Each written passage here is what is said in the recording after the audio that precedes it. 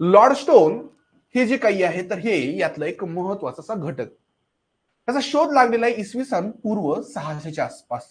एक ग्रीक विद्वान होते थालेस नावाचे, यांनी सर्वप्रथम चुंबकाचा म्हणजेच नैसर्गिकरित्या ज्याला आपण लॉर्ड स्टोन म्हणतो, हे एक प्रकारचं नैसर्गिक चुंबक आहे, तर याचा उल्लेख केलेला आहे.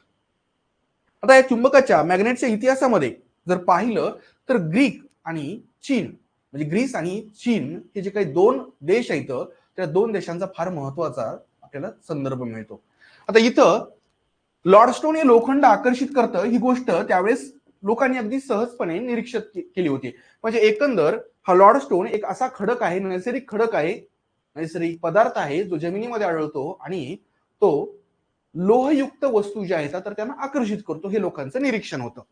चीनमध्ये देखील लॉर्ड स्टोनचा वापर दिशा दर्शवण्यासाठी केला जात असे. मित्रांनो, या ठिकाणी मानवानं सगळ्यात पहिल्यांदा त्या मॅग्नेटचा उपयोग कशासाठी केला असेल तर दिशादर्शक म्हणून. कधी आपण ते पायरेट्सचे मूवीज पाहतो बघा, पायरेट्स ऑफ कॅरिबियन वगैरे, त्याच्यामध्ये जे काही ते खलाशी असतात ना, तर त्यांच्या हातामध्ये तो कंपास नक्कीच तुम्ही पाहिलेला असेल. हा कंपास जो आहे तर त्याच्यामध्ये असतो मॅग्नेटिक निडल, आणि ती मॅग्नेटिक निडल नेहमी उत्तर दक्षिण या पद्धतीनं अरेंज होत असते. आणि मग यावरून आपल्याला लक्षात येतं की नेमकी उत्तर दिशा कोणती आहे आणि त्यावरून बाकीच्या दिशांचा आपल्याला अंदाज येतो.